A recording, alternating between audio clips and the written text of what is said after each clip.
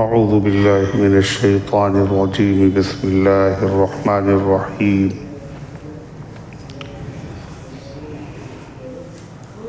واتخذوا من دون اللہ آلہۃ لیکونوا لہم عزا کلا سیکفرون بعبادتہم ویکونون علیہم ضدا ألم تر أنا أرسلنا الشياطين على الكافرين تؤذهم أذى فلا تعجل عليهم إنما نعد لهم عدا يوم نحشر المتقين إلى الرحمن وفدا ونسوق المجرمين إلى جهنم وردا لا يملكون الشفاعة إلا من اتخذ عند الرحمن عهدا وقالوا اتخذ الرحمن ولدا لقد جئتم شيئا إدا تكاد السماوات يتفطرن منه وتنشق الأرض وتخر الجبال هدا أن دعوا للرحمن ولدا وما ينبغي للرحمن أن يتخذ ولدا إن كل إلا من في السماوات والأرض إلا آتي الرحمن عبدا لقد أحصاهم وعدهم عدا وكلهم آتيه يوم القيامة فردا إن الذين آمنوا وعملوا الصالحات سيجعل لهم الرحمن ودا فإنما يسرناه بلسانك لتبشر به المتقين وتنذر به قوما لدا وكم أهلكنا قبلهم من قرن هل تحس منهم من أحد أو تسمع لهم ركزا صدق اللہ العظیم۔ محترم حضرات، سامعین کرام، حاضرین مسجد، عزیزوں، بزرگوں اور باوقار ماؤں اور بہنوں، یہ قرآن مقدس کے 16ویں پارے کی سورہ مریم کی پاکیزہ، نورانی، مبارک، باعظمت، مطہر آخری آیتیں ہیں۔ دعا کیجئے رب العزت والجلال ان مقدس، پاکیزہ، نورانی آیات کی روشنی میں صحیح اور سچی بات عرض کرنے کی توفیق نصیب فرمائے اور ہم سب کو عمل کرنے کی توفیق عطا فرمائے۔ اس سے پہلے کی آیات میں تذکرہ تھا مشرکین کا، جو شرک میں مبتلا تھے، اور صرف مبتلا ہی نہیں تھے بلکہ جو ایمان والے تھے، موحد تھے، ان کا مذاق اڑاتے تھے۔ چنانچہ حضرت خباب ابن الارت رضی اللہ عنہ، یہ بڑے جلیل القدر صحابی ہیں، اور انہوں نے اسلام کی خاطر بڑی اذیت برداشت کی ہے۔ حضرت فاروق اعظم عمر ابن خطاب رضی اللہ عنہ نے ایک مرتبہ ان کو بلایا اور کہا اپنی قمیص اٹھاؤ، تو جب انہوں نے اپنی قمیص اٹھائی تو دیکھا پوری پیٹھ جو ہے وہ سفید، تو فرمائی یہ کیا ہے؟ کہا جب میں کلمہ پڑھ لیا میں نے مکے میں تو ظالموں نے مجھے بہت ستایا، اور جب شعلے دہکنے لگتے تھے تو مجھے اس پہ لٹا دیتے تھے، اور وہ شعلے میرے جسم کی چربی پگھلنے سے بجھتے تھے۔ یہ وہ نشانات۔ حضور انور صلی اللہ علیہ وسلم کے پاس ایک روز آئے اور آپ حرم شریف میں کعبۃ اللہ کی دیوار سے ٹیک لگائے ہوئے بیٹھے تھے۔ عرض کیا ہے اللہ کے رسول، مظالم بہت بڑھ گئے، ظلم کی انتہا ہو گئی، اللہ سے بد دعا کر دیجئے۔ آپ سیدھے ہو کے بیٹھ گئے۔ آپ نے فرمایا ابھی سے گھبرا گئے تم؟ ابھی سے گھبرا گئے تم سے پہلے زمانے میں ایمان والوں کے ساتھ کیا کیا کیا گیا؟ بعض کو زمین میں گاڑا گیا اور پھر ان کے سر پہ آری رکھ دی گئی اور زندہ حالت میں جسم کے 2 ٹکڑے کر دیے گئے۔ بعض کے ساتھ یہ ہوا کہ لوہے کی کنگھی ان کے جسم پہ کی گئی اور جس سے ان کا خون اور ان کا گوشت نوچا گیا۔ لہذا اتنی جلدی گھبراؤ نہیں، یہ آزمائش امتحان ہے اللہ کی طرف سے، اس پہ درجات بلند ہوتے ہیں، اور آزمائش جو ہوتی ہے وہ بقدر ایمان ہوتی ہے۔ جتنا آدمی دین میں پختہ اور پکا اور ایمان میں مضبوط ہوتا ہے اس کا امتحان بھی ویسا ہی سخت ہوتا ہے۔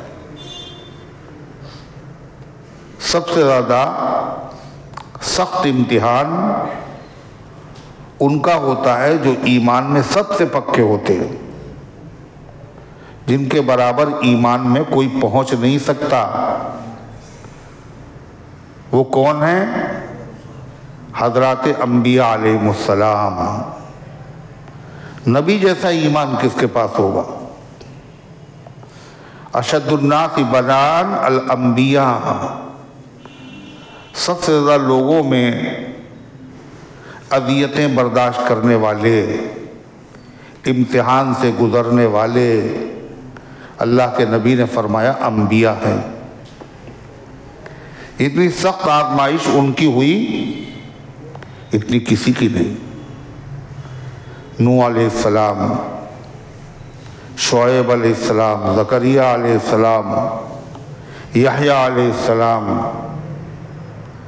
اور جو سب سے بڑے نبی تھے ان کی آزمائش سب سے زیادہ ہوئی۔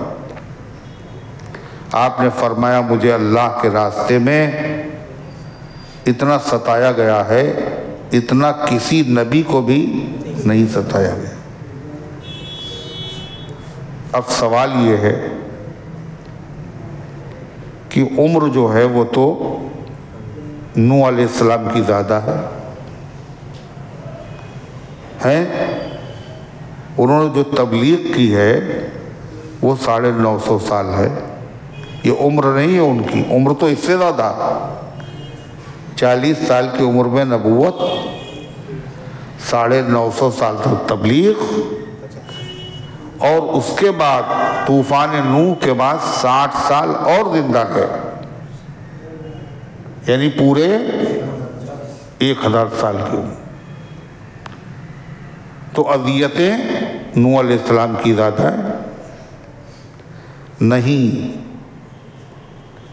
جتنی زیادہ آدمی حساس ہوتا ہے اور جتنا آدمی کا مزاج اعتدال پر ہوتا ہے، ہر چیز بیلنس، ہر چیز میں اعتدال، اس کی حس اور اس کا علم اتنا ہی تیز ہوتا ہے، اور جتنا احساس تیز ہوگا تکلیف اتنی ہی زیادہ محسوس ہوگی۔ یہ حس سب سے زیادہ اللہ تعالیٰ نے حضور انور صلی اللہ علیہ وسلم کو دی تھی، اس لیے زیادہ تکلیف آپ کو محسوس ہوئی۔ حتیٰ کہ پوری زندگی اور وفات کے وقت بھی عبداللہ ابن مسعود رضی اللہ عنہ فرماتے میں حاضر ہوا تو آپ بخار میں مبتلا تھے، تو میں نے جو ہاتھ رکھا تو جسم تپ رہا تھا۔ آپ کو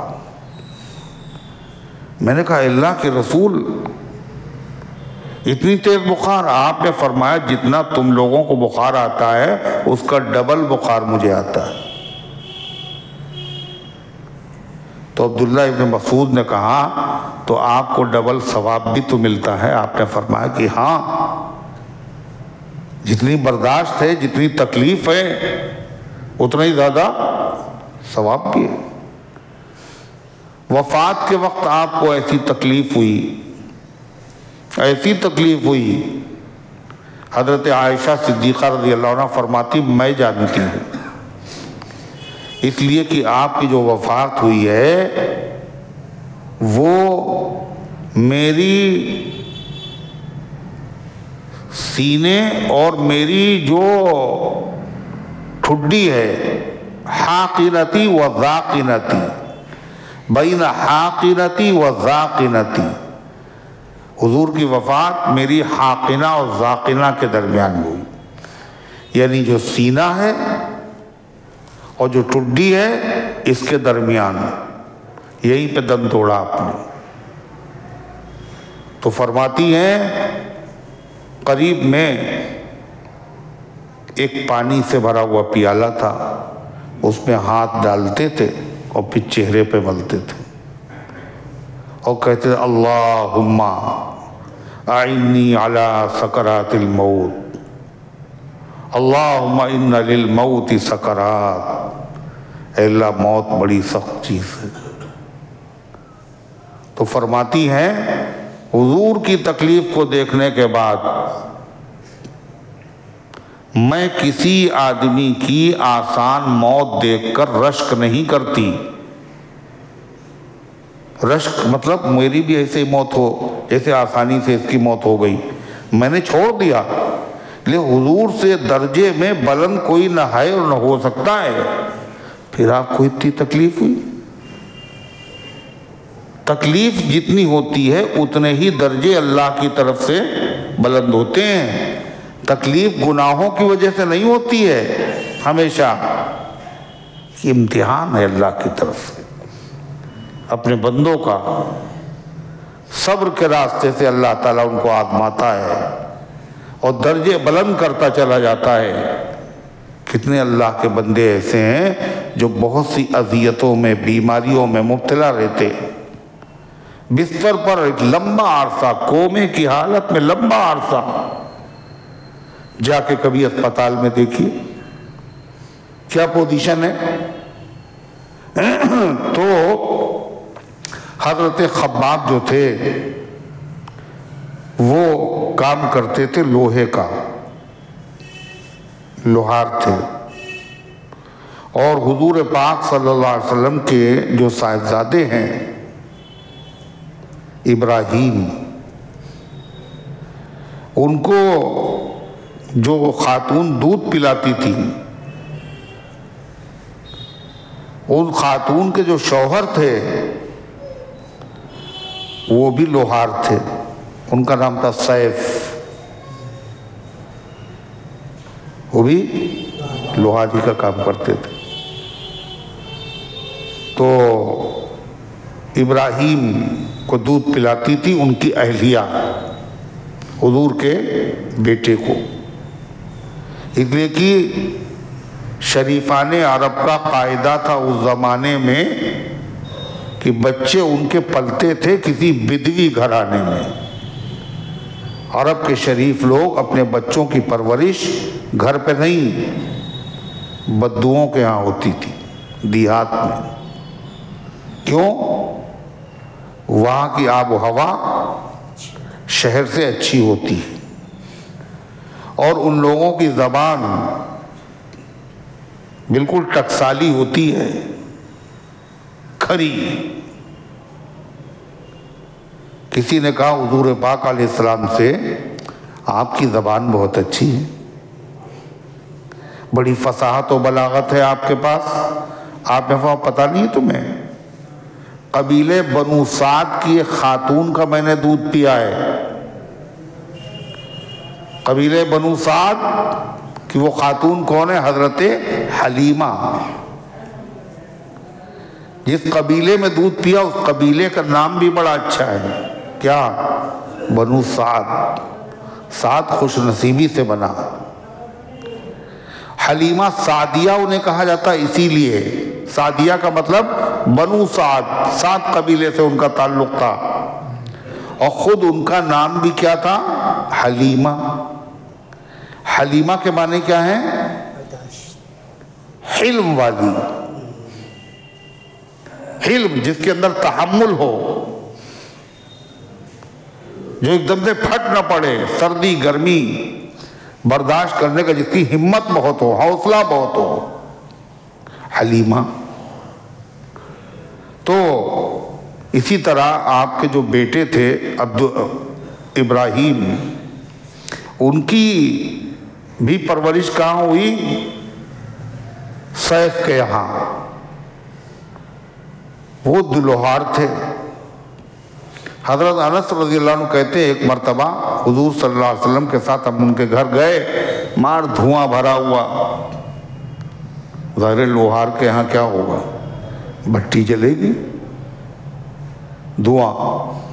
کہنے خیر گئے تو حضور پاک صلی اللہ علیہ وسلم نے ابراہیم کو لیا اپنی گود میں، اور پھر آپ نے ان کو چوما، پیار کیا، اور آپ نے ان کو سونگھا،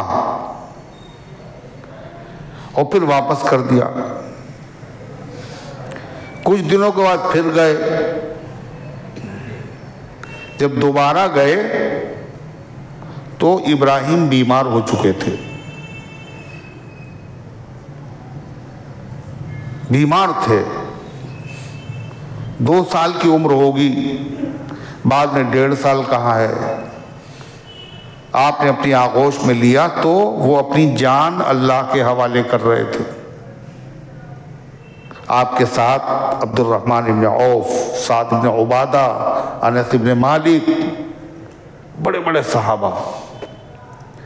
اور جب گود میں رکھا اور جب جان نکل رہی ہے تو آپ کی آنکھوں سے آنسو ٹپکنے لگے۔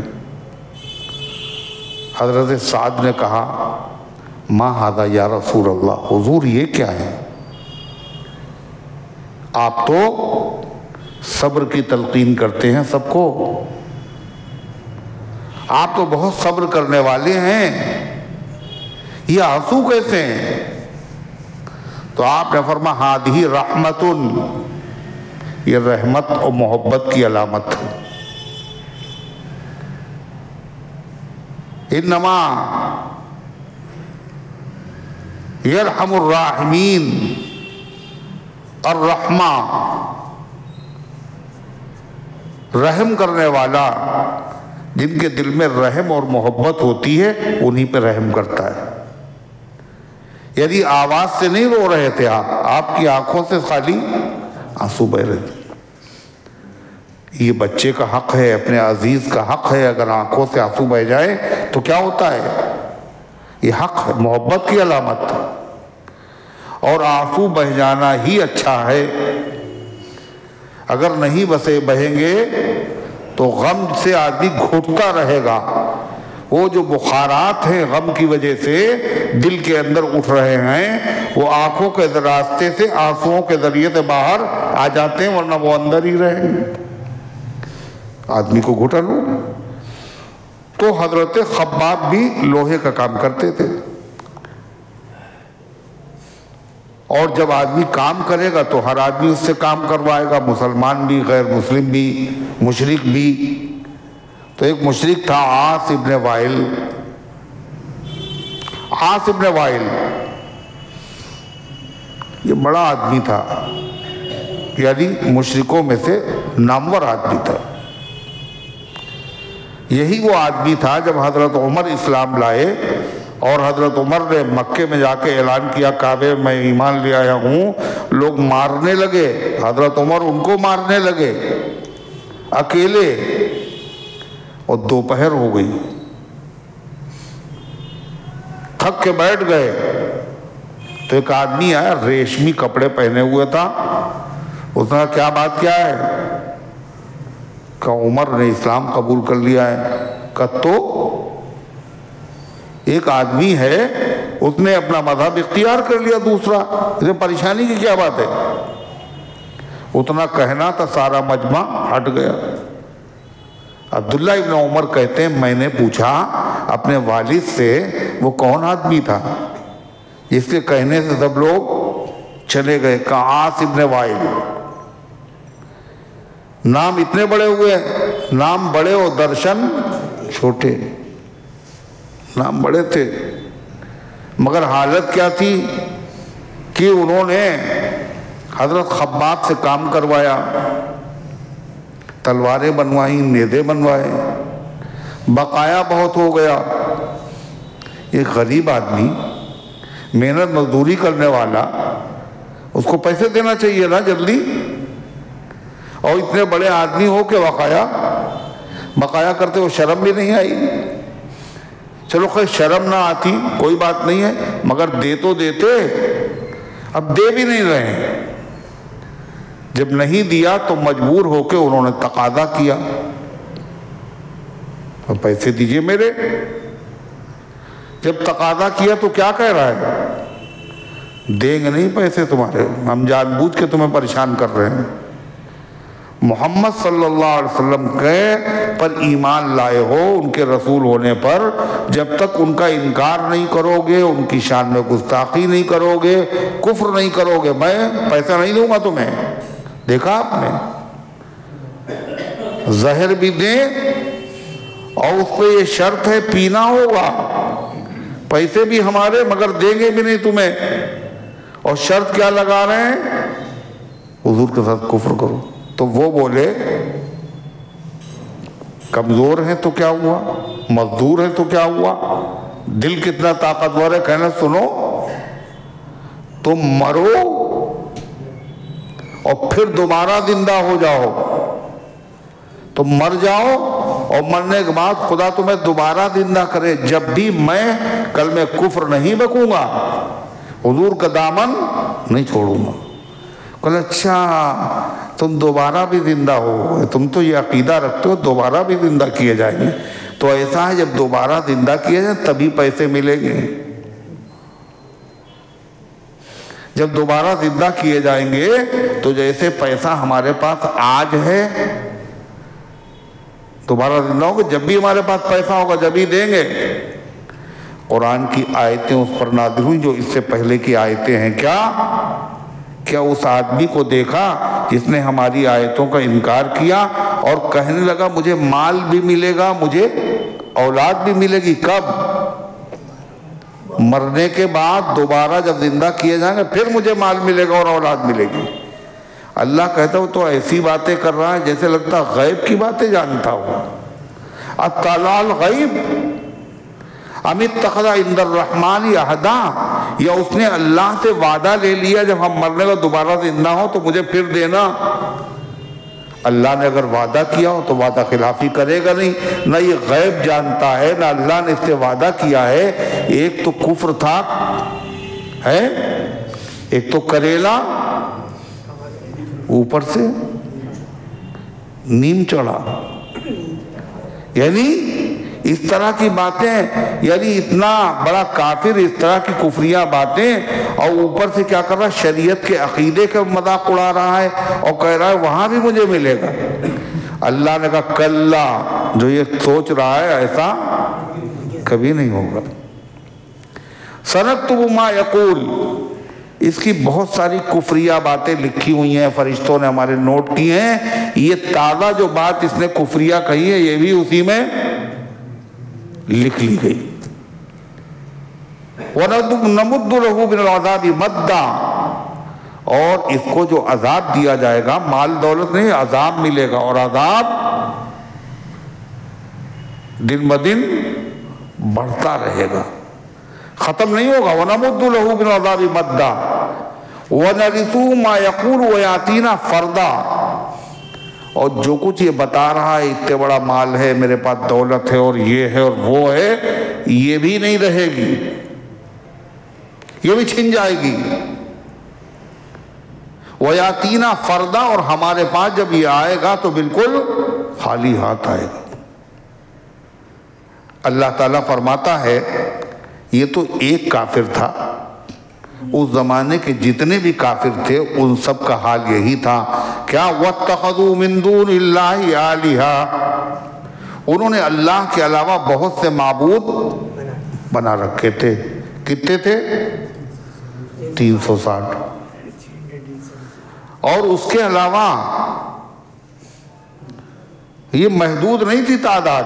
سفر میں جب جاتے تھے تو کیا کرتے تھے؟ کوئی اچھا اس سے مل گیا تو پرانا والا پھینک دیتے تھے اور پھر نیا والا اس کی پوجا شروع کر دیتے تھے. اس سے اچھا مل گیا تو اسے پھینک دیا اس کی آپ پتہ سوچتے بھی نہیں. عقل دیکھیے، جس کی پوجا کی آج تک اور اسے کوڑے پہ ڈال دیا. یعنی کچھ تو عقل ہونا چاہیے آدمی کو، مگر کچھ نہیں ہوش. اتنے بہت سارے معبود انہوں نے بنائے کیوں تھے؟ لِيَكُونُوا لَهُمْ عِزًّا، تاکہ قیامت کے دن وہ ان کی مدد کرے. وہ کہتے بڑا تو اللہ ہی ہے، مگر ان سب کی جو ہم پوجا کرتے ہیں تو کیوں کرتے ہیں؟ تاکہ یہ قیامت کے دن اللہ کے دربار میں ہماری سفارش کر دیں اور ہم گناہوں سے بچ جائیں. یہ ہے مقصد. لِيَكُونُوا لَهُمْ عِزًّا، ایک معبود ہوگا وہ سفارش کرے گا، اور ڈھیر سے اگر ہوں گے سب سفارش کریں گے تو ان کی بات تو رد نہیں. یہ مقصد ہے اس کا. مَا نَعْبُدُهُمْ إِلَّا لِيُقَرِّبُونَا إِلَى اللَّهِ زُلْفَىٰ، کہتے ہیں ہم ان کی پوجا تھوڑی کرتے ہیں، ہم تو صرف اس لیے کرتے ہیں تاکہ یہ اللہ کے قریب ہمیں کر دیں، یہ اللہ سے ہمیں ملوا دے. ہم بزرگوں سے جو عقیدت رکھتے ہیں تو ظاہر بات ہے بڑے دربار میں پہنچنے کے لیے چھوٹے لوگوں سے رابطہ کرنا پڑتا ہے. چپراسیوں کل کے مشرک بھی یہی کہتے تھے اور آج کے مشرک بھی یہی کہتے ہیں. چھت پہ چڑھنے کے لیے کہیں سیڑھی ہونا چاہیے. سیڑھی بنا دیا بزرگوں کو، اور سیڑھی پہ چڑھا کیسے جاتا؟ پیر رکھ کے. مثال بھی دی تو کیا مثال دی. تو اللہ تعالیٰ کیا فرماتا ہے؟ کلا، ایسا ہرگز نہیں جو یہ سوچ رہے ہیں اتنے ڈھیر سارے خدا ہوں گے، معبود ہوں گے، سب ہماری مدد کریں گے، ہمارا کام بن جائے گا، اللہ سب کی مان لے گا. اللہ کہتا نہیں، جو ان کا مقصد ہے وہ بالکل پورا نہیں ہوگا. جس بھروسے پر یہ پوجا کر رہے ہیں، جن کے اوپر یہ بھروسہ کیے ہوئے ہیں، یہ ان کے معبود ہی ان کے خلاف ہو جائیں گے قیامت کے دن. کیا ہو جائیں گے؟ زندگی بھر جن کی عبادت کی ہے یہ خود ان کے مخالف ہو جائیں گے. کیا کہا؟ کلا، ہرگز نہیں. سیکفرون بعبادتہم، وہ ان کی عبادت کا انکار کر دیں گے اور کیا کہیں گے؟ ہم نے کہا تھا ہماری پوجا کرو تم، ہم نے تو کبھی نہیں کہا تھا، ہم تو تم سے بڑے ناراض تھے. وہ عبادت کر دے گا، کہنا نہیں تم نے ہماری پوجا نہیں کی، تم نے شیطان کی پوجا کی. ہم راضی نہیں تھے، نہ ہم نے حکم دیا تھا، شیطان نے کہا تھا ان کی پوجا کرو، تم نے شیطان کا کہنا مانا، اور پوجا کرنے سے شیطان ہی خوش ہوا، تم نے شیطان کو خوش کیا، شیطان کی تم نے پوجا کی، ہماری پوجا نہیں کی. یہ کہے تو کیا کہا؟ سیکفرون بعبادتہم، وہ ان کی عبادت کا انکار کر دیں گے، تم نے ہماری عبادت نہیں کی، یعنی ہماری مرضی سے نہیں کی، ہماری رضامندی نہیں تھی، ہماری رائے نہیں تھی، ہمارا حکم نہیں تھا. ایک مطلب. دوسرا مطلب، جن کی پوجا کرتے تھے وہ انکار کر دیں گے انہوں نے ہماری عبادت نہیں کی. اور آج جو پجاری ہیں، جن معبودوں کی پوجا کر رہے ہیں، ان کی خاطر لڑ رہے ہیں، ان کے خاطر اللہ جانے کیا کیا کر رہے ہیں، قیامت کے دن دیکھنا یہ سب کہیں گے ہم نے اے اللہ آپ کے علاوہ کسی کی ہم نے پوجا کی نہیں، کسی کی، یہ ہمارے خدا نہیں ہے. کیا کہیں گے؟ واللہ ربنا ما کننا مشرکین، قسم ہمارے پروردگار ہم نے کبھی شرک نہیں کیا. ہم نے آپ کے علاوہ کسی کی پوجا کی نہیں. جھوٹ بولیں گے, قسم کھائیں گے جھوٹی. اللہ فرماتا وَيَكُونُونَ عَلَيْهِمْ ضِدًّا, اور ان کے خدا جو غیر اللہ تھے, اللہ کے علاوہ جن کی پوجا کی تھی, بجائے ان کی حمایت کرنے کے, بجائے ان کی سفارش کرنے کے, وہ سب ان کے مخالف بن جائیں گے. کہیں گے جھوٹے ہو تم نے آنکھیں کیوں نہیں کھولی؟ اللہ کی قدرت کی دلیلیں تھی, ہر چیز اللہ کی توحید کی گواہی دے رہی تھی. انبیاء آئے تھے, کتابیں خدا نے نازل کی تھی. وَيَكُونُونَ عَلَيْهِمْ ضِدًّا, اور وہ ان کے مخالف ہو جائیں گے, ان کو اور پکڑوا دیں گے. اے اللہ, یہ ہم پوجا کرتے تھے, ہم بری ہیں, ہماری مرضی نہیں تھی. عیسیٰ علیہ السلام بھی یہی کریں گے. کیا ہوگا قرآن میں اللہ کہتا ہے قیامت کے دن ہم عیسیٰ علیہ السلام سے کہیں گے أَنْتَ قُلْتَ لِلنَّاسِ اتَّخِذُونِي وَأُمِّيَ إِلَٰهَيْنِ مِن دُونِ اللَّهِ. عیسیٰ, کیا تم نے کہا تھا کہ مجھے خدا بنا لو اور میری ماں کو بنا لو؟ یہ آخر عیسائی ہیں, یہ تمہیں ماننے کا دعویٰ کرتے ہیں, یہ تمہیں خدا سمجھتے تھے, تمہاری ماں کو خدا سمجھتے تھے, تو تمہاری مرضی اس میں شامل تھی کیا تم نے کہا تھا؟ تو عیسیٰ علیہ السلام تھرا جائیں گے, سبحانک, اللہ آپ کی ذات پاک ہے, مجھے کیا حق پہنچتا ہے میں یہ کہتا؟ میں نے تو یہی کہا تمہارا رب اور میرا رب ایک اللہ ہے. اللہ سنوا دے گا جن کو تم نے خدا سمجھا تھا. دیکھو وہ عیسیٰ علیہ السلام کیا کہہ رہے ہیں, میں نے ان سے نہیں کہا تھا اللہ, میں نے تو ان سے کہا تھا ایک اللہ کی عبادت کرو. یہ جھوٹے. ارے ہے اللہ کو تو پتہ عیسیٰ علیہ السلام نے نہیں کہا, مگر اللہ ان عیسائیوں کے سامنے عیسیٰ علیہ السلام سے سوال کریں گے. کاہے کے لیے؟ تاکہ وہ پورے بھرے میدان محشر میں منہ پہ وہ جھٹلا دیں یہ جھوٹے ہیں. اسی کو اللہ فرماتا ہے انہوں نے تو پوجا کی تھی, کاہے کے لیے؟ وہ کام آئے, سفارش کریں, مدد کریں, بجائے مدد کرنے کے وہ ان کے مخالف ہو جائیں گے. اللہ تعالیٰ فرماتا ہے أَلَمْ تَرَ أَنَّا أَرْسَلْنَا الشَّيَاطِينَ عَلَى الْكَافِرِينَ تَؤُزُّهُمْ أَزًّا. حضور انور صلی اللہ علیہ وسلم دیکھتے تھے ان لوگوں کی حرکتیں کہ اچھے بھلے لوگ ہیں, پڑھے لکھے لوگ ہیں, سمجھدار لوگ ہیں, اور پھر بھی بتوں کی پوجا کر رہے ہیں. اور صرف پوجا ہی نہیں کر رہے ہیں, جو دین حق کی دعوت دے رہا ہے اس کی مخالفت کر رہے ہیں, جو توحید والا ہے ان پر ظلم کر رہے ہیں. اور کیا کر رہے ہیں؟ دین اسلام کے خلاف, مسلمانوں کے خلاف سازشیں کر رہے ہیں. ہم نے تو قبول نہیں کیا اور کوئی بھی قبول نہ کرے, طریقے اپنا رہے ہیں. چنانچہ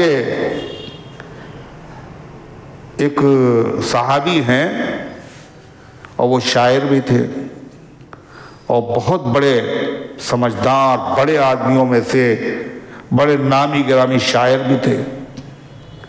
بڑا نام تھا ان کا نام تھا حضرت طفیل. جس قبیلے سے ان کا تعلق تھا اس کا نام تھا دوس. ابو ہریرہ رضی اللہ عنہ بھی اسی قبیلے کے تھے. تو طفیل صاحب جو تھے وہ مکے آئے. جب مکے آئے تو کافروں کو بڑی فکر ہوئی, یہ آدمی تو بڑا قیمتی ہے, بڑا نامی گرامی ہے, یہ اگر ہاتھ سے نکل گیا اور یہ اگر کہیں مسلمان ہو گیا تو آگ لگ جائے گی. بہت سارے لوگ دین اسلام میں تیزی سے داخل ہوں گے.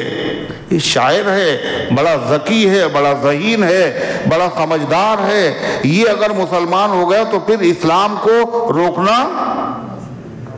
مشکل ہو جائے گا. رات دن اسی فکر میں رہتے تھے، ہم خود بھی نہیں قبول کریں گے، قبول بھی نہیں کرنے دیں گے۔ خیر وہ آئے، جیسے طفیل آئے تو یہ سب ان کے پاس پہنچ گئے اور کہنے طفیل ہم تمہاری حیثیت کو جانتے ہیں، تمہارے مقام مرتبے کو جانتے ہیں، اور دیکھو ہم تمہارے خیر خواہ ہیں، تمہیں ایک بات کہنے کے لیے آئے ہیں، جاؤ طواف کرو، مگر خبردار خبردار وہاں محمد صلی اللہ علیہ وسلم اگر مل جائے تو ان کی بات نہ سننا۔ پتہ ہے گھر گھر میں لڑائیاں کرا دی ہیں اس شخص نے، بیوی مسلمان ہو گئی تو شوہر مسلمان نہیں، باپ مسلمان ہو گیا لڑکا مسلمان نہیں، ہر گھر میں جھگڑے ہو رہے ہیں، بات نہ سننا ان کی۔ طفیل کہتے ہیں اتنا مجھے ڈرایا ان لوگوں نے، اتنا پریشر بنایا، اتنا ڈرایا، کہنے لگے میں نے کہا کہ یہ تو واقعی بڑی خطرناک بات ہے، کہیں حضور کی آواز میرے کان میں نہ پہنچ جائے۔ میں نے اپنے کانوں میں روئی ٹھوس لی اور پھر میں طواف کرنے گیا۔ میں طواف کر رہا تھا، مجھے حضور نظر آئے، آپ بھی طواف کر رہے تھے، آپ قرآن کی تلاوت کر رہے تھے۔ کہنے میں نے روئی تو ٹھوسی تھی مگر تھوڑی سی آواز میرے کان میں پہنچ گئی۔ کیوں؟ جب اللہ کسی کو ہدایت دیتا ہے تو ویسے اسباب بنا دیتا ہے۔ کہنے جیسے کان میں آواز پہنچی میں نے کہا پاگل ہو، اور ان پاگلوں کی باتوں میں پڑ گئے تم ذہین ہو، تم سمجھدار ہو، تم شاعر ہو، تم کو پتا ہے سچ کیا ہے جھوٹ کیا ہے، شاعری کیا ہے جادوگری کیا ہے، اور تم ان کے کہنے میں آ گئے۔ تمہیں کلام کی پرکھ آتی ہے، نکال دی ہوئی، اور حضور پاک علیہ السلام سے سنا قرآن، فوراً ہدایت مل گئی۔ کس چیز کی آپ دعوت دے رہے ہیں؟ آپ نے دین پیش کیا، فوراً انہوں نے کلمہ پڑھ لیا، کلمہ پڑھ لیا۔ کہنے لے حضور ہم جا رہے ہیں، اور جا کے اپنے قبیلے والوں کو بھی تبلیغ کریں گے۔ اب یہ پہنچے، سب سے پہلے ان کے والد ملے، بیٹے کیسے ہو؟ کہا آپ سے بات کرنا حرام۔ کیوں؟ میں مسلمان ہو گیا ہوں۔ کہنے بیٹا جو تمہارا مذہب ہے وہ میرا مذہب ہے، اشہد ان لا الہ الا اللہ واشہد ان۔ بیوی آئیں، کیسے مزاج ہے، کیسا سفر رہا، تم سے بات کرنا حرام ہے، میں مسلمان ہو چکا ہوں۔ ارے تو اس میں خفا ہونے کیا ہو، جو تمہارا دین ہے وہ میرا دین ہے۔ وہ جو ہے کیا کر رہے، ایک طفیل کو روک رہے ہیں، اور یہاں طفیل مسلمان ہوتے ہیں اور طفیل اسلام کے مبلغ بن کے جاتے ہیں، باپ بھی مسلمان ہو گیا اور بیوی بھی مسلمان ہو گئی۔ اب اس کے بعد قبیلے والوں کے لیے جو ہے محنت کی، اس میں بھی لوگ مسلمان ہوئے، حضور کے پاس آئے۔ کچھ بڑے سخت تھے، پتھر دل تھے، وہ ایمان نہیں لائے، تو حضور سے کہنے لگا اللہ کے رسول میں نے بہت سمجھایا ہے مگر کچھ بڑے مکار ہیں، وہ خود نہیں مان رہے ہیں اور ماننے بھی نہیں دے رہے ہیں، بددعا کر دیجئے۔ حضور ان کے لیے بددعا کر دیے۔ اللہ کے نبی نے سنا اور آپ نے کیا کہا، اللہم اہدی دوسا، اے اللہ قبیل دوس کے لوگوں کو ہدایت عطا فرما، ہدایت عطا فرما۔ آپ نے کہا آپ جاؤ، گئے، پورا قبیلہ مسلمان ہو گیا، اور غزوہ خیبر کے موقع پر پورا قبیلہ لے کر کے مدینے پہنچ گئے۔ انہی میں حضرت ابو ہریرہ بھی تھے، انہی میں حضرت ابو ہریرہ رضی اللہ عنہ بھی تھے۔ تو غرضے کہ یہ لوگ خود اسلام قبول نہیں کرتے تھے، اسلام قبول کرنے والوں کو ستاتے تھے، اور رات دن یہ منصوبے بناتے تھے اسلام کے خلاف، مسلمانوں کے خلاف سازشیں کیسے پریشان کریں، اب کیسے پریشان کریں، اب کیا کریں۔ یہ سازشیں مسلمانوں اور اسلام کے خلاف نئی نہیں ہیں، یہ بڑی ہر دور میں ہوئی ہے۔ اچھا، یہ ہر دور میں ہوئی ہیں اور ہو رہی ہیں اور یہ ہوتی رہے گی۔ سمجھ رہے ہیں آپ؟ اور جب یہ سازشیں ہوتی ہیں تو مسلمانوں کو اس سے خوشی ہوتی ہے یا تکلیف؟ تکلیف ہوتی ہے۔ اس زمانے کے صحابہ کو تکلیف ہوتی تھی، اللہ کے نبی کا دل کتنا دکھتا ہوگا۔ اللہ تعالیٰ نے کیا کہا اپنے نبی سے تسلی کے لیے؟ سنیے، یہ لوگ جو سازشیں کر رہے ہیں پیغمبر، ان کی سازشیں ان کو کرنے دیجیے، آپ فکر میں نہ پڑیے۔ اور یہ لوگ سدھرنے والے نہیں ہیں۔ ہم نے تو ان کے اندر صلاحیت رکھی تھی حق کو قبول کرنے کی اور باطل سے بچنے کی، عقل دی تھی، شعور دیا تھا۔ مزید یہ کہ ہم نے نبی بھیج دیا، اور مزید یہ کہ ہم نے کتاب بھی نازل کر دی، مگر ان ظالموں نے ہماری کتاب کی قدر نہیں کی، نبی کی قدر نہیں کی، جاننے کے بعد، پہچاننے کے بعد بھی قدر نہیں کی۔ جب قدر نہیں کی تو ہمارا طریقہ یہ ہے، جب کوئی قرآن سے منہ پھیرتا ہے، جاننے کے بعد بھی منہ پھیرتا ہے، تو اللہ کہتا پھر ہم شیطانوں کو اس پر مسلط کر دیتے۔ تو ان کے اوپر ہم نے شیطان مسلط کر دیے ہیں، پہلے نہیں مسلط کیے تھے۔ جب انہوں نے خود ہی گمراہی اختیار کی اور یہ حق کے دشمن بن گئے اور قرآن سے دشمنی کرنے لگے، تو ان پر ہم نے مسلط کر دیے ہیں شیطان۔ اور شیطان صرف مسلط نہیں کیا، رات دن شیطانوں کا کام کیا ہے؟ وہ ان کو غلط کاموں پر، اسلام کی دشمنی پر آمادہ کرتے رہتے ہیں، زور ڈالتے رہتے ہیں، پریشر ڈالتے رہتے ہیں، اور ایسے کاموں کو ان کے سامنے خوبصورت بنا کے پیش کرتے ہیں۔ میاں اب یہ کرو مزہ آئے گا، اب یہ کرو مزہ آئے گا، یہ کرو، یہ سازش کرو، رات دن یہی ہو رہا ہے، یہی مشغلہ، یہی سلسلہ، یہی کاروبار ہے آج کل۔ پڑھے لکھے لوگ، غیر پڑھے لکھے لوگ سب شامل ہیں، اور اس سے زیادہ ان کو کسی کام میں مزہ ہی نہیں آ رہا ہے۔ بھوکے ہیں، حالت پریشان ہے، مگر پھر بھی اس سے زیادہ محبوب مشغلہ کوئی نہیں۔ کیوں؟ شیطان مسلط۔ کیا کہا قرآن نے؟ سنیے، أَلَمْ تَرَ أَنَّا أَرْسَلْنَا الشَّيَاطِينَ عَلَى الْكَافِرِينَ۔ اے پیغمبر، آپ کو معلوم نہیں ہے ہم نے مسلط کر رکھے ہیں کافروں پر شیاطین، تَعُزُّهُمْ عَزًّا، تَعُزُّهُمْ عَزًّا، یہ ان کو ابھارتے ہیں، کاہے پر؟ غلط کام کرنے پر آمادہ کرتے ہیں، ان کے ذہن میں خوبصورت بنا کر پیش کرتے ہیں۔ عزا کہتے ہیں کسی آدمی پہ اصرار کرنا، ہمیں یہ کرو، یہ بہت اچھا ہے، اور اتنا اصرار کرنا کہ وہ مجبور ہو جائے۔ تو شیطان کیا کرتے ہیں؟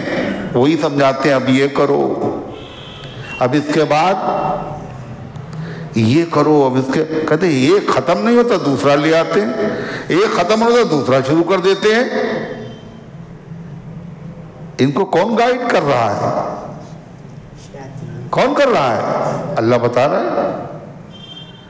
تَعُزُّهُمْ عَزًّا، اے پیغمبر آپ ان کی فکر نہ کیجئے، ان کو سازشیں کرنے دیجئے، شیطان کو جال بننے دیجئے۔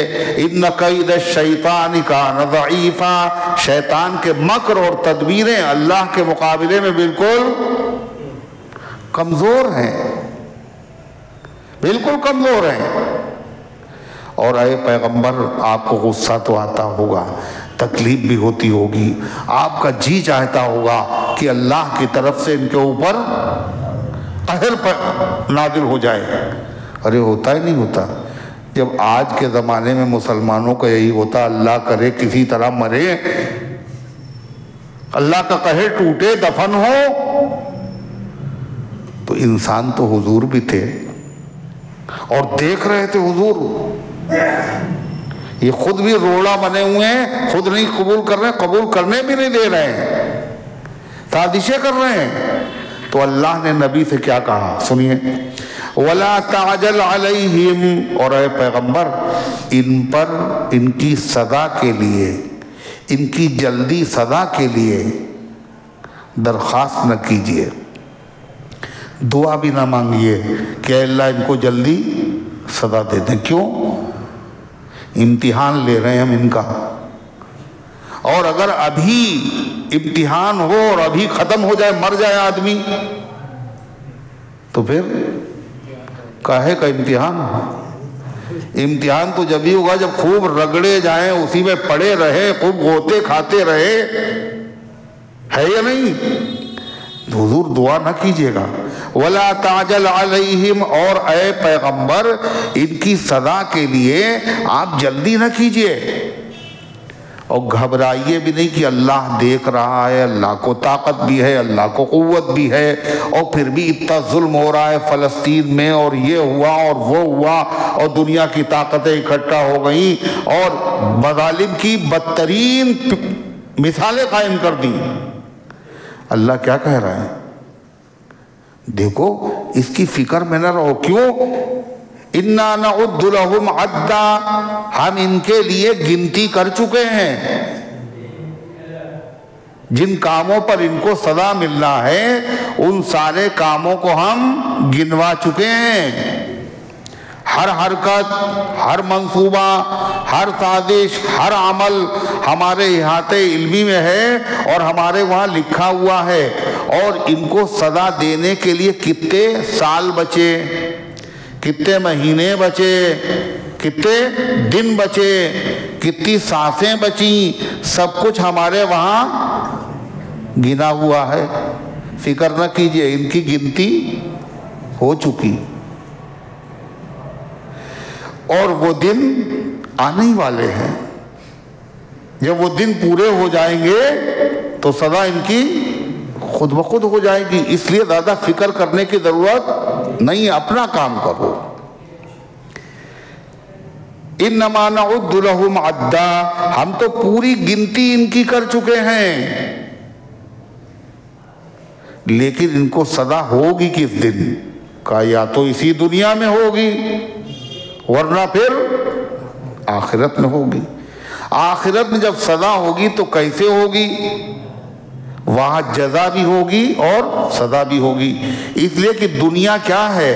یہ سزا کی جگہ بولو نہیں ہے، اور دنیا نیک کاموں کی جزا کی جگہ بھی نہیں ہے، یہ دار العمل ہے، ورکشاپ ہے، یہ کام کرنے کی جگہ ہے، تنخواہ ملنے کی جگہ دوسری ہے۔ جرائم کی سزا اور نیک کاموں کی جزا کے لیے ہم نے دوسری دنیا بنائی ہے، دوسرا دن ہے اس کے لیے، اس کا نام ہے یوم الدین، بدلے کا دن، اس کا نام ہے یوم الجزا، بدلے کا دن، اسی کا نام ہے قیامت۔ اللہ تعالیٰ کیا فرماتا ہے؟ کیسے دیں گے ہم اس دن بدلہ؟ نیک لوگوں کو جزا دیں گے، برے لوگوں کو سزا دیں گے۔ کیسے دیں گے؟ سنیے، اللہ فرماتا ہے یوم نحشر المتقین الی الرحمن وفدا، جس دن ہم متقی لوگوں کو، اللہ سے ڈرنے والوں کو، اللہ سے ڈر کر گناہوں سے بچنے والوں کو، اللہ سے ڈر کر اللہ کے حکم پر چلنے والوں کو ہم کیا کریں گے؟ اللہ کہتا ہم ان کو اکٹھا کریں گے۔ کدھر بلائیں گے ان کو؟ کہاں؟ الی الرحمن، رحمان کی طرف۔ رحمان کون ہے؟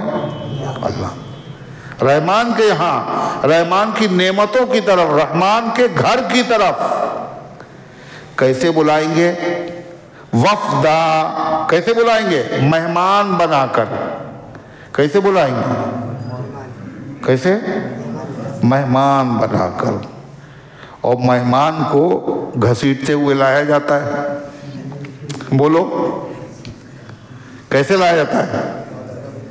اعزاز و اکرام کے ساتھ، پیدل دوڑایا جاتا ہے مہمان کو۔ کیا کیا جاتا ہے؟ سواری پہ بٹھا کے لایا جاتا ہے، اور جیسا مہمان ہو ویسے انتظام ہوتے ہیں، اور جیسا میزبان ہو ویسے مہمان کا اکرام ہوتا ہے۔ یہاں میزبان کون ہے؟ ارے کون ہے؟ اللہ۔ اور مہمان کون ہے؟ اللہ کے بندے متقی۔ تو ان کو اللہ تعالیٰ اپنے وہاں بلائے گا۔ کیسے بلائے گا؟ وفد کی شکل۔ وفد کسے کہتے ہیں؟ مہمانوں کی طرح۔ وفد کہتے ہیں اس جماعت کو جو کسی بادشاہ اور امیر سے ملنے کے لیے جاتی ہے، اس کا بڑا اعزاز و اکرام ہوتا ہے۔ یہ رحمان کے کیا ہے؟ وفد بن کے جائیں گے رحمان کے یہاں، ان کا بڑا اعزاز و اکرام ہوگا۔ کیا اعزاز و اکرام ہوگا پتہ ہے؟ ان میں سے کوئی پیدل نہیں آئے گا۔ سب کیسے آئیں گے؟ سواری پر۔ کون سی سواری؟ موٹر سائیکل ہیں؟ کون سی؟ کہہ رہے گھوڑے اونٹ۔ کیا بتا رہے؟ اچھا حورے بہت نظر آتی ان کو۔ اللہ اکبر۔ تو کہتے سواری بھی پسندیدہ سواری ہوگی۔ کسی آدمی کو کیا پسند ہے؟ ہاتھی کی سواری پسند، کسی کو گھوڑے کی سواری پسند، کسی کو اونٹ کی سواری پسند ہے، کسی کو کار پسند ہے، اور کسی کو ہیرو ہانڈا، اور کسی کو سوزوکی، اور کسی کو بلٹ۔ اس کی آواز بڑی اچھی ہے، ایک بھوکال۔ تو جیسی سواری پسند ہے ویسی سواری ہوگی۔ اب سمجھ لیجئے کیا پسند ہے۔ اس لیے مہمان کی پسند کا احترام کیا جاتا ہے۔ مہمان ہمارا ہے کہ نہ خوش ہو جائے مہمان، اور خوش کرنے والا کون؟ اللہ۔ نور کی سواریاں ہوں گی، نور کی چادریں ہوں گی، سونے کی زینے ہوں گی۔ ایک روایت میں آتا ہے یہ جو سواریاں ہوں گی یہ پتہ ہے کون سی ہیں؟ یہ سواریاں ہم ہی لوگ بناتے ہیں۔ وہاں کی سواریوں کی تیاری اسی دنیا میں ہوتی ہے۔ یہ سواریاں کیا ہیں پتہ ہے؟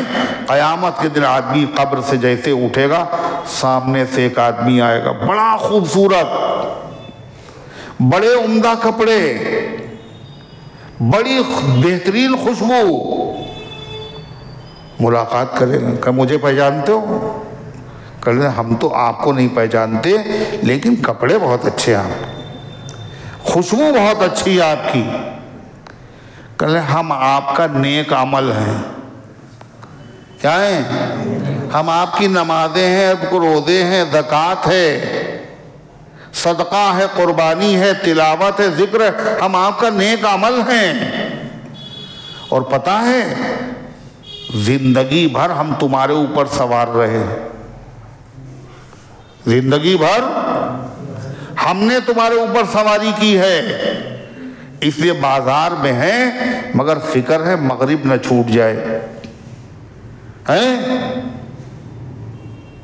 سفر میں ہیں، پتہ نہیں عشاء تک پہنچ پائیں گے نہیں، ابھی عشاء نہیں پڑھی، تھکن سے چور ہیں، جی چارہ لیٹ جائیں، سو جائے، مگر فوراً خیال آیا میاں ابھی عشاء نہیں پڑھی، ابھی وتر باقی ہے، ابھی زکوٰۃ دینا ہے۔ بتائیے زکوٰۃ کی تاریخ آئی جا رہی ہے، پیسہ آیا نہیں ہے، زکوٰۃ دینا ہے، قربانی کا انتظام کر رہا ہے، حج بیت اللہ کرنا ہے، زندگی بھر وہ روزانہ اتنا قرآن پڑھتے ہیں ہم تو اتنا پڑھتے ہیں، اب فکر ہے ابھی وہ اتنا پڑھا نہیں جتنا روز پڑھتے، ابھی پورا نہیں ہوا، کہیں رہ نہ جائے، یہ وظیفہ پڑھتے ہیں کہیں چھوٹ نہ جائے۔ حضرت علی کو اللہ کے نبی نے، حضرت علی اور حضرت فاطمہ دونوں کو ایک وظیفہ بتایا تھا، اسی وظیفے کا نام ہے تسبیح فاطمہ، 33 مرتبہ سبحان اللہ، 33 مرتبہ الحمدللہ، 34 مرتبہ اللہ اکبر، تھکن سے دور ہو جانا، بستر پہ پہنچ جانا، اور یہ ضرور پڑھنا۔ تو کسی نے پوچھا حضرت علی سے اس وظیفے کا کیا حال ہے، چھوٹا؟ کہلے آج تک نہیں چھوٹا، کبھی نہیں چھوڑا میں نے۔ کہلے صفین، جنگ صفین میں، وہ تو جنگ تھی بڑی خطرناک تھی، کہا اس جنگ میں بھی میں نے اس وظیفے کو نہیں چھوڑا۔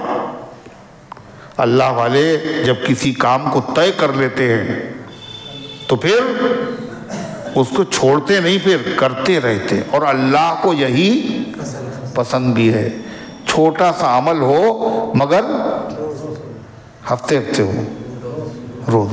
خیر العمل ما دیم علیہ، بہترین کام وہ ہے جس پہ تسلسل ہو، مداومت ہو، ہمیشگی ہو۔ ایک حدیث میں وَإِن قَلَّ، اگرچہ چھوٹا سا ہو مگر ہو روز، ایک پارہ ہو مگر روز۔ تو وہ کیا کہے گا، مجھے پہچانا نہیں تم نے، ہم تمہارا نیک عمل ہے، اور زندگی بھر ہم تمہارے اوپر سوار رہے، تمہارے اوپر سواری کی ہے، آج ہم تمہاری سواری بنیں گے اور تمہیں اپنی گردن پہ بٹھائیں گے، اور پلسرات سے ہم تمہیں پار کرائیں گے۔ اللہ تخافوا ولا تحزنوا، خوف نہ کرو، غمزدہ نہ ہو۔ یہ کیا ہے؟ تو فرمایا اللہ تبارک و تعالیٰ نے اہل جنت کو، جن کو جزا دینا ہے میدان محشر میں، ہم کیسے بلائیں گے؟ وفد بنا کر۔ فرمان یوم نحشر المتقین الی الرحمن وفدا، جس دن ہم اکٹھا کریں گے متقین کو رحمان کی طرف مہمان بنا کر عزت کے ساتھ، اکرام کے ساتھ، سواریوں، اعلیٰ درجے کی سواریوں کے ساتھ، پسندیدہ سواریوں پر بلائیں گے۔ یہ تو ہوئی جزا۔ جب بلایا ہے اتنے اعزاز سے تو آگے کیا معاملہ ہوگا، سوچتے جائیے۔ جب خط کا لفافہ ایسا ہے تو مضمون کتنا بڑھیا ہوگا۔ جب دعوت نامہ اتنا بہترین ہے تو دعوت بھی بڑی خراب ہوگی۔ ارے جب کارڈ اتنا مہنگا ہے تو دعوت میں پھر کوئی ایک ہی آئٹم ہوگا، کوئی ہے؟ بہت سے آئٹم ہوں۔ اللہ تعالیٰ نے فرمایا یہ تو ہوا ہمارے ایمان والوں کا، اور وہ جو تمہیں ستاتے تھے اور سازشیں کرتے تھے اور منصوبے بناتے تھے اسلام و مسلمانوں کے خلاف، ان کا کیا ہوگا؟ اللہ فرماتا وَنَسُوقُ الْمُجْرِمِينَ إِلَىٰ جَهَنَّمَ وِرْدًا، اور ہم ہانکیں گے مجرموں کو جہنم کی طرف پیاسا۔ ہانکا کسے جاتا ہے؟ گاڑی کو نا، کس کو؟ ڈھور اور ڈنگر، بیل اور اونٹ، ان مجرموں کو پیاسا جہنم کی طرف۔ پیاسا کیوں کہتے ہیں؟ اس لیے کہ جب یہ لوگ ورد کہتے ہیں پانی پینے کی جگہ، تو پانی پینے کی جگہ کون جاتا ہے جس کو پیاس نہ لگی ہو؟ پیاسے ہوں گے، زنجیروں میں جکڑے ہوئے ہوں گے، فرشتے دھکے دے رہے ہوں گے، زبانیں باہر لٹکی ہوئی ہوں گی۔ وَنَسُوقُ الْمُجْرِمِينَ إِلَىٰ جَهَنَّمَ وِرْدًا، اور ہم ہانکیں گے مجرموں کو جہنم کی طرف پیاسا۔ اور دنیا میں تو ان کو بڑی امید تھی یہ ہماری سفارش کریں گے۔ کیا کہتے تھے؟ اتنے لوگوں کی پوجا کیوں کرتے ہو؟ مَا نَعْبُدُهُمْ إِلَّا لِيُقَرِّبُونَا إِلَى اللَّهِ زُلْفَىٰ، تاکہ اللہ کے وہاں ہماری سفارش کریں۔ اللہ کہتا سفارش، یہ اللہ کا دربار ہے، یہاں کسی کو سفارش کرنے کا حق نہیں۔ اس کا جی چاہے سفارشی بن جائیں۔ لا يملكون الشفاعة الا من اتخذ عند الرحمن عهدا، سفارش کرنے کا اختیار نہیں رکھیں گے لوگ۔ کون سفارش کرے گا؟ مگر جس نے رحمان سے وعدہ لے لیا، رحمان نے اس سے وعدہ کر لیا اور اس نے رحمان سے وعدہ لے لیا، وہی سفارش کریں گے، ہر آدمی نہیں کرے گا۔ وہ کون لوگ ہیں؟ انبیاء، اولیاء، شہداء، علماء، حفاظ، قراء، یہی لوگ سفارش کریں گے۔ لیکن یہ بھی سفارش کریں گے کس کی؟ جس کے لیے اللہ نے اجازت دی بس۔ وہ کون ہے؟ ایمان والوں کی سفارش ہوگی، بے ایمان کی سفارش نہیں ہوگی۔ کہیں گے یہ سب فما لنا من شافعین، ہائے افسوس آج کوئی ہمارا سفارش کرنے والا نہیں، کوئی ہمارا دوست نہیں، یہ سب مجرم کہیں گے اس دن۔ اللہ فرماتا ہے وَقَالُوا اتَّخَذَ الرَّحْمَنُ وَلَدًا، کچھ لوگوں نے تو کیا کیا، مختلف چیزوں کو خدا بنا لیا۔ 33 کروڑ، کہیں 2، کہیں 5، کہیں 360، بہت سے خدا۔ اور کچھ لوگوں نے کیا کیا، انہوں نے اللہ کے بندوں کو اللہ کا بیٹا بنا لیا۔ اسی کا ذکر ہے وَقَالُوا اتَّخَذَ الرَّحْمَنُ وَلَدًا، اور لوگ کہتے ہیں رحمان اولاد رکھتا ہے، رحمان کی اولاد ہے۔ یہ کون لوگ ہیں؟ عیسائی۔ عیسائیوں نے کیا کہا؟ عیسیٰ علیہ السلام اللہ کے بیٹے۔ یہودیوں نے کیا کہا؟ عزیر علیہ السلام اللہ کے بیٹے ہیں۔ مکے کے مشرکین نے کیا کہا؟ فرشتے اللہ کی بیٹیاں ہیں۔ اسی لیے جتنی مورتیاں سب بنتی ہیں وہ کیسے لیڈیز ہی بنتی، ارے ہے نا، زیادہ تر وہی زنانے کپڑے، زنانے نام۔ تو کیا کہا اللہ تعالیٰ نے؟ وَقَالُوا اتَّخَذَ الرَّحْمَنُ وَلَدًا، انہوں نے کہا رحمان اولاد رکھتا ہے، رحمان نے اپنا بیٹا بنایا۔ اللہ کہتا ہے یہ سمجھ رہے ہو چھوٹی سی بات ہے جو زبان سے نکل گئی، نہیں، یہ بہت غضب کی بات ہے۔ کیا کہا؟ لَقَدْ جِئْتُمْ شَيْئًا إِدًّا، تم نے بڑی نامعقول بات کہی ہے، بڑی سخت بات زبان سے نکالی ہے، اللہ کی جناب میں تم نے بہت بڑی گستاخی کی ہے۔ یہ اتنی بڑی گستاخی ہے تَكَادُ السَّمَاوَاتُ يَتَفَطَّرْنَ مِنْهُ، قریب ہے کہ آسمان اس کی وجہ سے پھٹ جائیں، وَتَنشَقُّ الْأَرْضُ، اور زمین ٹکڑے ہو جائے، وَتَخِرُّ الْجِبَالُ حَدًّا، اور پہاڑ زمین پر منہدم ہو کر گر پڑے۔ کون سی بات؟ کہ اللہ کی اولاد ہے۔ کیوں؟ اس لیے کہ آسمان ہو یا زمین ہو یا پہاڑ ہو، یہ بظاہر بے جان چیزیں ہیں، مگر ان سب چیزوں کے اندر عقل بھی ہے، شعور بھی ہے، سمجھ بھی ہے، اور ہر چیز اللہ کی عبادت کرتی ہے، تسبیح پڑھتی ہے۔ اور تسبیح وہی پڑھے گا جس کے پاس عقل نہ ہو۔ ارے عقل ہو، جو اپنے مالک کو پہچانتا ہے۔ سبح للہ ما فی السماوات وما فی الارض، اللہ کی تسبیح بیان کرتے ہیں وہ سب جو آسمانوں میں ہیں اور جو زمین میں ہیں، سب زندہ ہے نا، ہر چیز، کوئی چیز باقی نہیں بچی، ہر چیز اللہ کی تسبیح بیان کرتی ہے، اللہ کی تسبیح کو پسند کرتی ہے، اور تسبیح کرنے والوں سے محبت کرتی۔ حدیث میں آتا ہے پہاڑ جو قریب قریب ہوتے ہیں تو ایک پہاڑ دوسرے سے پوچھتا ہے کیا؟ حل مر بک احد یذکر اللہ، کیا آج تمہارے پاس سے کوئی ایسا آدمی گزرا جو اللہ کا ذکر کر رہا ہو؟ خود بھی ذکر کرتے ہیں اور ذکر کرنے والے کو پسند کرتے ہیں، اور شرک سے خود بھی بچتے ہیں، اور شرک کرنے والوں سے نفرت رکھتے ہیں۔ جب اللہ کی جناب میں ایسی گستاخی ہوتی ہے تو سب سے زیادہ کون؟ مسلمان۔ انسان تو گھبراتا نہیں، جن تو گھبراتا نہیں، انسان اور جنوں کے علاوہ کوئی مشرک نہیں، سب اللہ کے فرما بردار ہیں، سب اللہ کی توحید کی گواہی دینے والے ہیں۔ اگر کوئی مشرک ہے، کفر کرنے والا ہے، کون ہے وہ؟ انسان اور جن۔ اللہ فرماتا ہے ان دعوا للرحمن ولدا، اس وجہ سے کہ انہوں نے رحمان کے لیے اولاد تجویز کی۔ وما ينبغي للرحمن ان يتخذ ولدا، اور اللہ کی شان نہیں کہ اللہ کسی کو اولاد بنائے. کیوں؟ اولاد کی ضرورت کس کو ہوتی ہے؟ جو بہت طاقتور ہو. ارے اولاد کی ضرورت کسے ہوتی ہے؟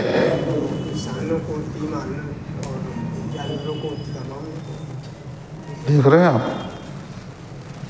ہم کیا کر رہے ہیں، وہ کیا کر رہے ہیں؟ اولاد کی ضرورت کسے ہوتی؟ جو بہت طاقتور ہو، اسی کو ضرورت ہوتی. کسے ہوتی ہے؟ بڑھاپے کی لاٹھی ہوتی ہے اولاد،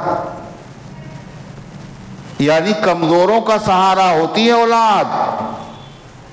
اور اللہ کے لیے کسی کو اولاد بتانا، اس کا مطلب کیا ہوا؟ اللہ کو کمزور کہہ رہے ہو؟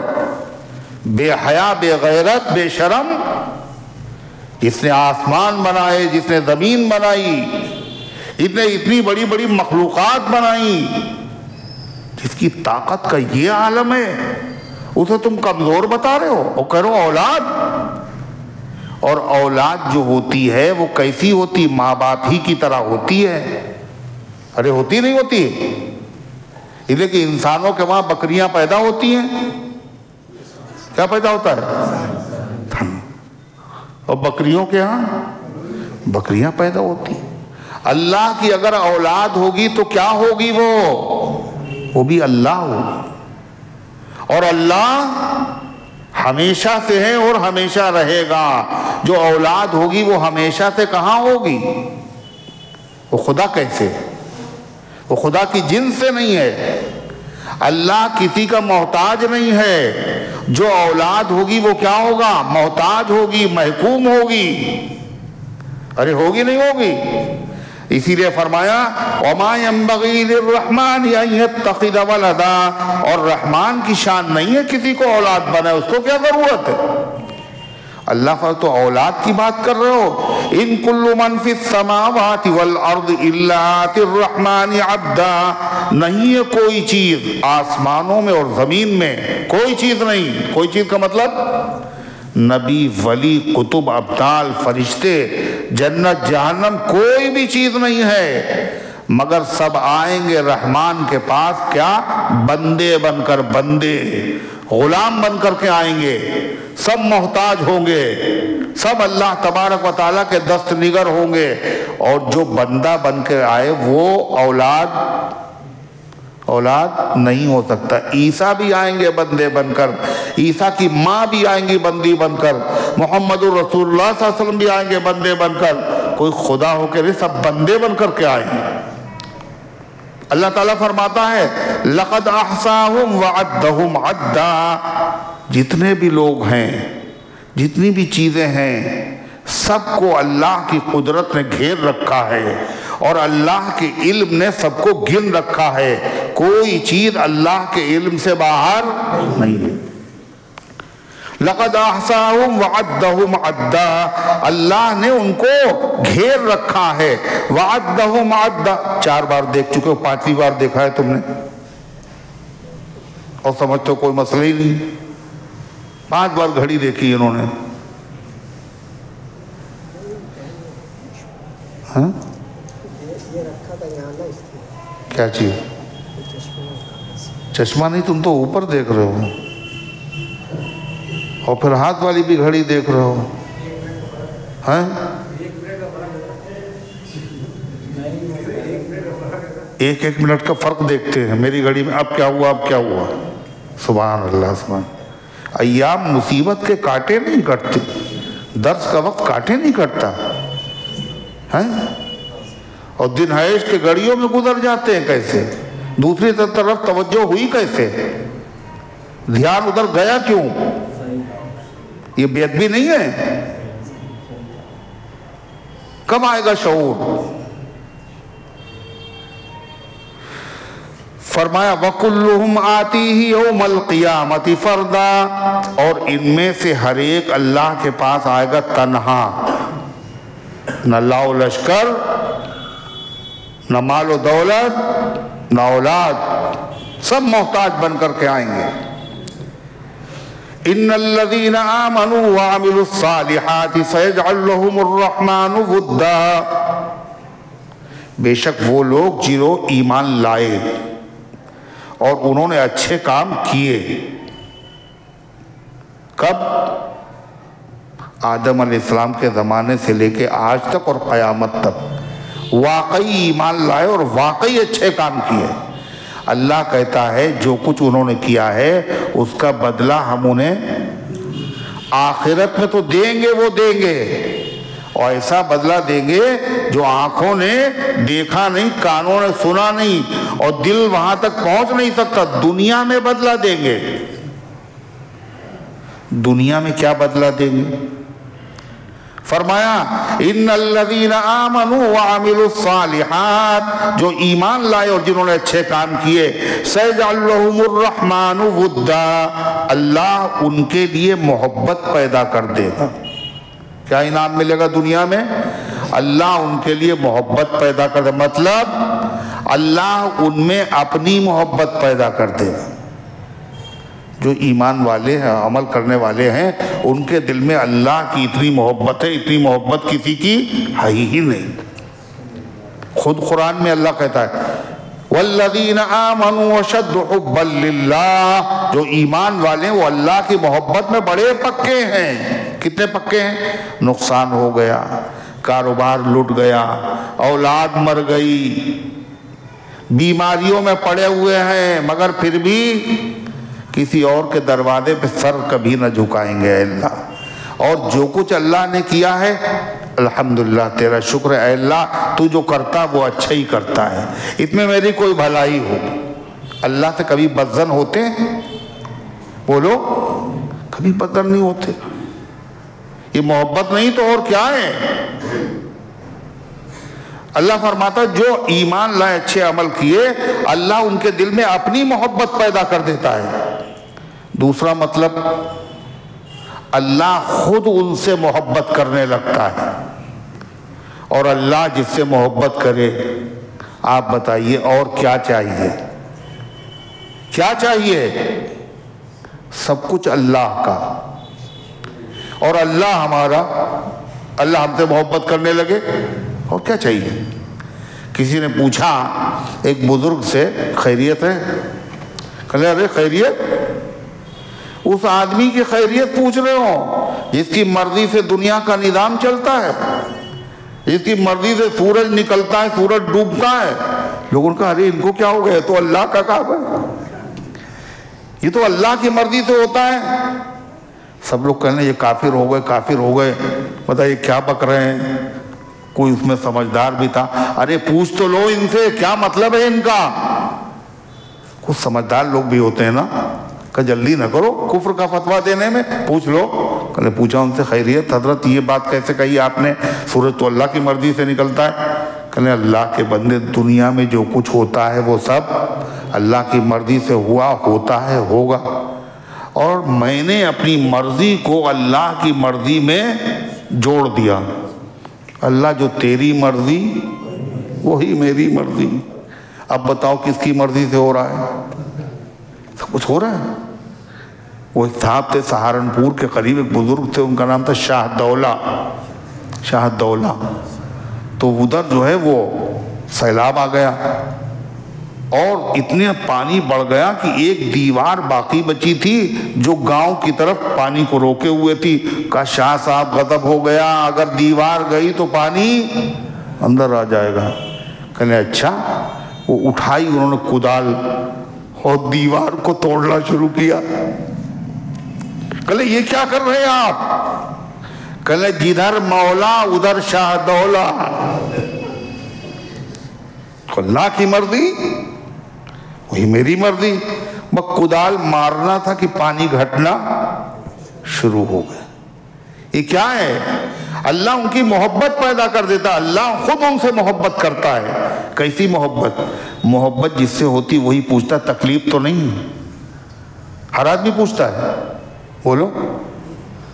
جبریل آئے ہیں، اللہ کے نبی نے کہا ابو بکر یہ جبریل آئے ہیں، یہ اللہ کا سلام لائے ہیں، اور یہ پوچھ رہے ہیں ابو بکر تم بڑے مالدار آدمی تھے اور تم نے بہت کچھ پیسہ خرچ کیا اسلام کی خاطر، آج تمہارے پاس اتنا کپڑا نہیں ہے کہ تم قاعدے سے اپنا تہمت باندھ سکو، تم نے ببول کے کانٹوں سے تہمت کو روکا ہے، کیا اللہ سے راضی ہو؟ خفا تو نہیں ہو؟ یہ کیا ہے؟ محبت اللہ۔ تیسرا مطلب، اللہ خود محبت کرتا ہے اور اللہ اپنی مخلوق کے دل میں اس کی محبت پیدا کر دیتا۔ کس کی؟ جو ایمان لاتا ہے اور اچھے عمل کرتا ہے، اللہ تعالیٰ اس کی محبت، ان سے کوئی تعلق ہو نہ ہو، لینا دینا ہو نہ ہو، مذہب الگ ہے، مسلک الگ ہے، ملت الگ ہے، مگر سب دیوانے، ہوتا ہے نہیں ہوتا؟ اور مولانا صدیق صاحب باندھوی آتے تھے، مسلمان غیر مسلم سب پیچھے دوڑے چلے جا رہے، کیا ہے؟ تمہارا تو مسلک الگ ہے۔ اللہ محبت پیدا کرتا ہے۔ حدیث میں آتا ہے جب اللہ کسی بندے سے محبت کرتا ہے تو جبریل سے کہتا ہے، جبریل میں فلاں بندے سے محبت کرتا ہوں، تم بھی محبت کرو۔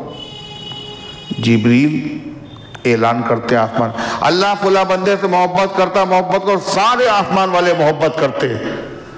پھر زمین میں آ کے اعلان کرتے، زمین کی ہر مخلوق، انسان نہیں، انسان، جن، جانور، چرند، پرند، ہر چیز اس بندے سے محبت کرتی۔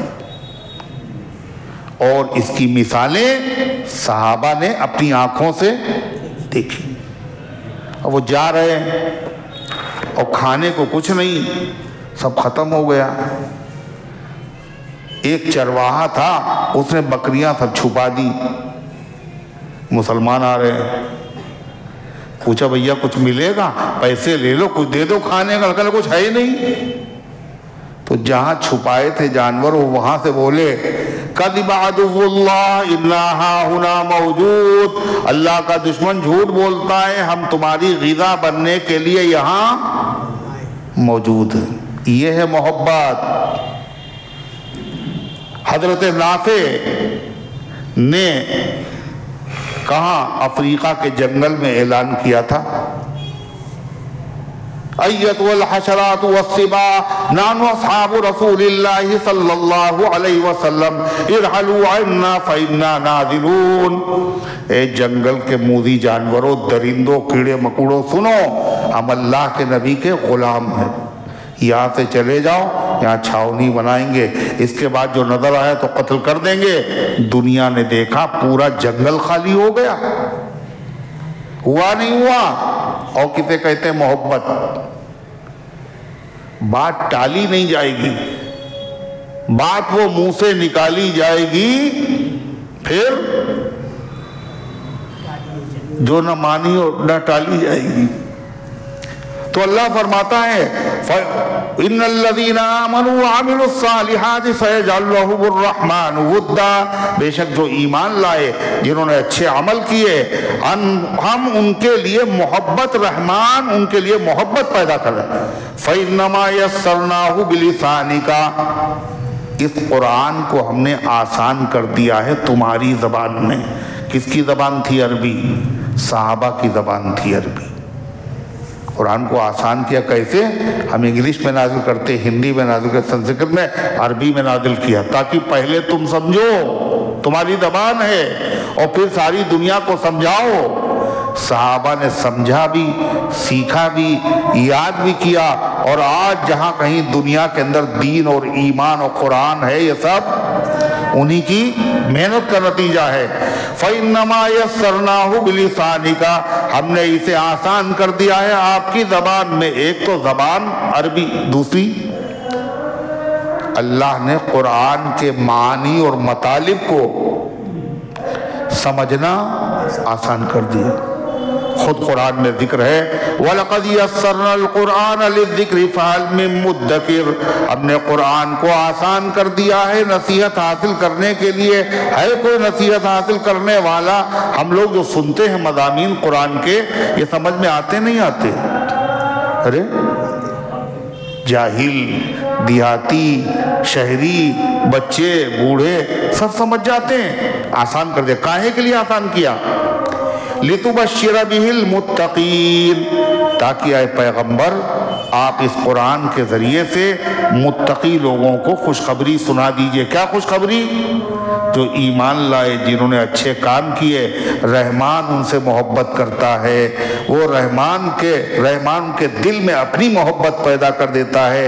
رحمان ان کی محبت دنیا کی تمام مخلوق کے دل میں پیدا کر دیتا ہے۔ یہ تو دنیا میں ہو تو، اور آخرت میں کیا ہوگا وہ تو ہے قرآن میں۔ اللہ فرماتا ہے وَتُنذِرَ بِهِ قَوْمًا لُدًّا، اور قرآن اس لیے بھی نازل ہوا جو جھگڑالو قوم ہے، جو ماننے کے لیے تیار نہیں ہے، اس سے کہہ دو زیادہ دن کا مسئلہ نہیں ہے، ناؤ کاغذ کی صدا چلتی نہیں، اور ظلم کی ٹہنی کبھی پھلتی نہیں۔ بڑے بڑے ظالم آئے چلے گئے، اللہ خود کہنا ان کو یہ سمجھاؤ، کیا سمجھاؤ؟ کما ہلکنا قبلہم من قرن، کتنی ہی بستیوں کو ہم برباد کر چکے ہیں تم سے پہلے، وہ تم سے زیادہ طاقتور تھے، تم سے زیادہ دولت والے تھے، حکومت و سلطنت والے تھے، ہم نے ان کو مٹا کے رکھ دیا۔ اور کیسے مٹایا؟ هل تحس منهم من احد او تسمع لهم رکضا، کیا تم محسوس کرتے ہو ان میں سے کسی کی آہٹ؟ آہٹ جانتے ہو آہٹ کسے کہتے ہیں؟ جیسے لگتا کوئی آیا، آہٹ بھی نہیں سنائی دے رہی، وہ دکھائی کیا دیں گے؟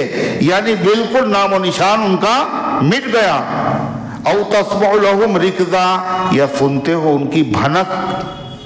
رکض کہتے ہیں ایسی آواز سمجھ میں نہ آئے کچھ کہا جا رہا ہے، مگر لگے کچھ آواز ہلکی سی آ رہی، اتنی آواز بھی آ رہی کسی کی، سب مٹا دیا گیا۔ اس لیے اللہ کے وہاں وقت ہے ہر چیز کا، جب وقت آئے گا تو کیا ہوگا؟ نہ سزا سے اپنے آپ کو کوئی بچا سکے گا، نہ اس کو ٹال سکے گا، اور وقت اللہ کی طرف مقرر ہے۔ لہذا مسلمانوں کو صرف اپنا کام کرنا چاہیے، اللہ سے لو لگانا چاہیے۔ یہ تدبیریں کر رہے تھے، کرتے ہیں اور کرتے رہیں گے۔ انہم یکیدون وَأَكِيدُ كَيْدًا، اور میں بھی تدبیر کر رہا ہوں، اور اللہ کی تدبیر بندوں کی تدبیر کے مقابلے میں بہت بڑی ہوتی، کسی کی تدبیر چل نہیں سکتی۔ اللہ کی ایک تدبیر کیا ہے؟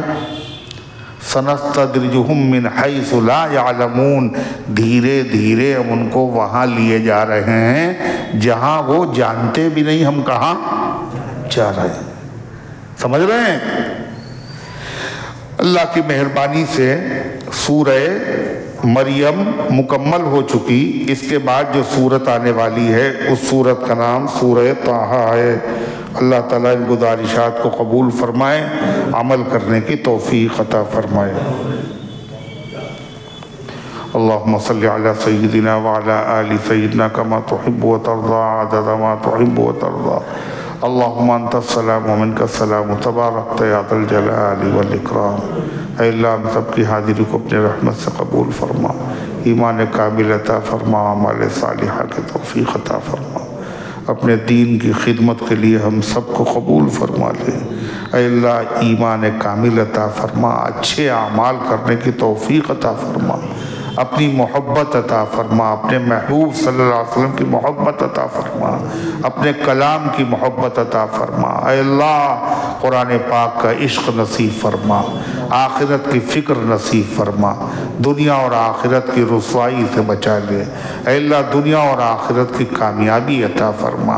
اے اللہ جو اسلام اور مسلمانوں کے خلاف سازشیں کر رہے ہیں، تدبیریں کر رہے ہیں، منصوبے بنا رہے، اے اللہ ان سب کی تدبیروں کو ناکام فرما دے۔ اے اللہ جہاں کہیں تیرے بندے پریشان غیب سے مدد فرما، بیماروں کو شفا عطا فرما، حاجت مندوں کی حاجتوں کو پورا فرما، جو دعاؤں کے طالب ہیں، حقدار ہیں، امیدوار ہیں، ان سب کے نیک مقاصد میں کامیابی نصیب فرما، جو دنیا سے جا چکے ان سب کو معاف فرما، ہم سب کو اسلام پر زندہ رکھ، ایمان پر موت دے، ایمان والوں کے ساتھ حشر فرما، آمین یا رب العالمین، وصلی اللہ